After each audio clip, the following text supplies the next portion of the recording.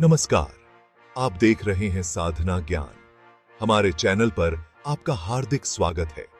आज हम बात करेंगे एक ऐसे योद्धा की, एक ऐसे विद्वान की जिसके 10 सिर थे, जिसके पास बहुत ताकत थी, लेकिन अंत समय में वो भी समझ गया जीवन और मृत्यु के रहस्य। जी हां, मैं बात कर रहा हूं लंकापति रावण की। वीडियो को अंत तक देखें और अगर आपको हमारा कंटेंट पसंद आए तो चैनल को सब्सक्राइब करें, वीडियो को लाइक करें और अपनी राय कमेंट्स में जरूर बताएं। आपका सपोर्ट हमारे लिए बहुत जरूरी है। आपका सपोर्ट हमारे लिए था।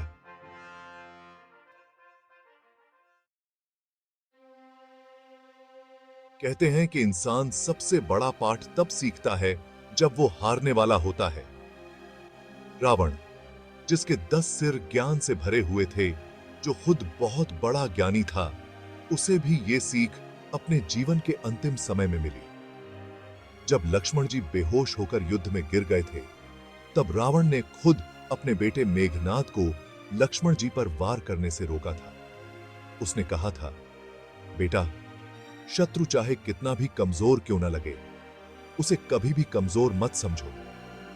रावण जानता था कि लक्ष्मण जी एक महान योद्धा हैं और उनकी ताकत सिर्फ उनके शरीर में नहीं, बल्कि उनके साहस और धैर्य में है। दोस्तों, रावण की ये बात हमारे जीवन में भी उतनी ही सही है जितनी उस समय थी। हमें कभी भी किसी को कम नहीं आंकना चाहिए, चाहे वो हमारा दुश्मन हो या फिर कोई और, क्योंकि कई बार जिसे हम कमजोर समझ लेते हैं, वो हमसे कहीं ज्यादा ताकतवर निकलता है। हमें हमेशा सतर्क रहना चाहिए और अपने लक्ष्य पर ध्यान देना चाहिए। जीवन एक युद्ध है और इस युद्ध में जीत उसी की होती है जो अपने दुश्मन को, अपनी कमजोरियों को अच्छी तरह से जानता है। तो आइए रावण की इस पहली सीख को अपने जीवन में उतारें और सफलता की राह पर आगे बढ़ें। रावण, जिसके पास सब कुछ था, जिसके पास बहुत ताकत थी, अंत में वो खुद के अहंकार की वजह से हार गया। उसने सोचा कि उसे कोई हरा नहीं सकता। लेकिन दोस्तों, घमंड इंसान का सबसे बड़ा दुश्मन होता है। रावण ने लक्ष्मण जी से कहा था, बेटा, मेरी जिंदगी की सबसे बड़ी सीख यही है कि कभी भी घमंड मत करना। घमंड इंसान को अंधा बना देता है, उसे सही और गलत का पता नहीं चलता। रावण की यह बात आज भी उतनी ही सही है जितनी उस समय थी।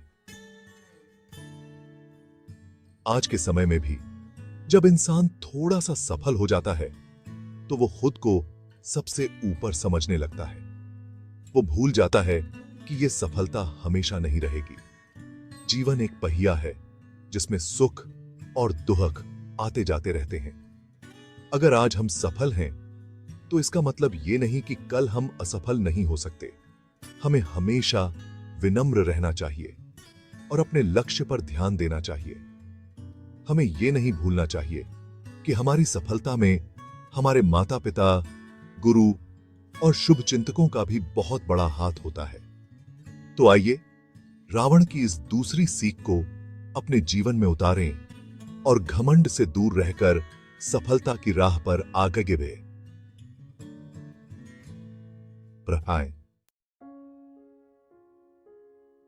चैप्टर 3। हितैषी की बात मानो रावण, जिसके पास 10 सिर थे, लेकिन सही सलाह देने वाला कोई नहीं था, उसने अपनी आखिरी सांसों में लक्ष्मण जी से कहा था, बेटा, जिंदगी में हमेशा अपने हितैषियों की बातों पर ध्यान देना। यह सुनकर लक्ष्मण जी हैरान हो गए। उन्होंने कहा, लेकिन रावण, हितैषी तो हमारे दुश्मन होते हैं, वो हमारा भला क्यों चाहेंगे? इस पर रावण ने कहा, बेटा, हितैषी ही वो होते हैं जो हमें हमारी गलतियों का एहसास कराते हैं। वो हमें सच बोलने से नहीं डरते, चाहे वो हमें बुरा लगे या नहीं। एक सच्चा दोस्त वही होता है जो हमें सही रास्ता दिखाए, चाहे उसके लिए उसे हमसे दुश्मनी ही क्यों न करनी पड़े। रावण की यह बात बिल्कुल सच है। जिंदगी में कई बार ऐसा होता है कि हम गलत रास्ते पर चल पड़ते हैं। ऐसे में हमारे अपने लोग, हमारे दोस्त हमारी हां में हां मिलाते हैं, क्योंकि वो हमें दुखी नहीं देख सकते।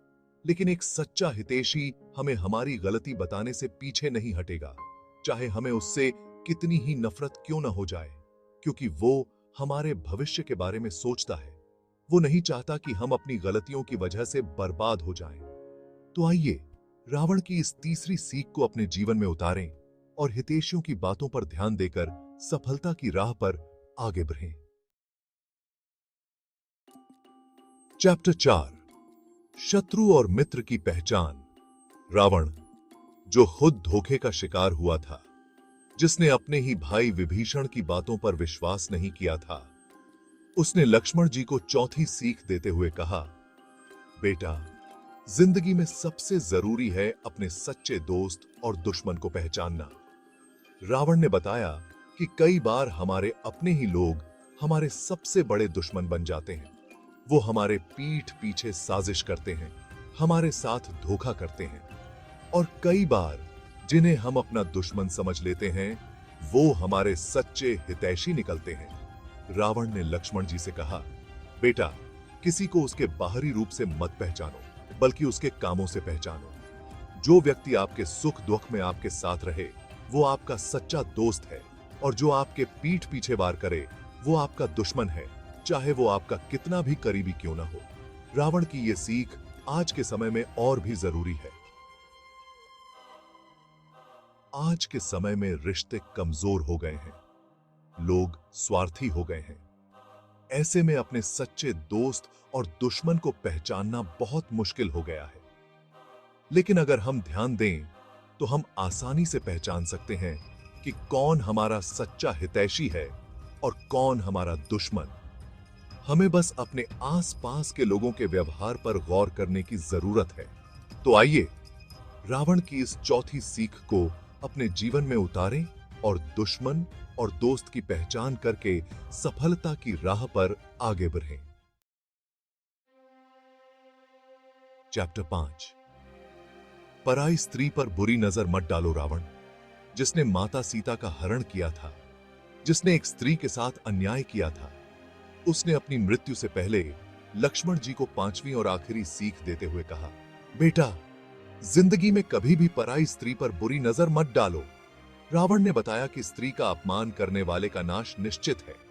उसने कहा, बेटा, मैंने माता सीता का हरण करके बहुत बड़ा पाप किया था, और आज मुझे उस पाप की सजा मिल रही है। मैं मरने वाला हूं और मेरा पूरा राज्य नष्ट हो गया है।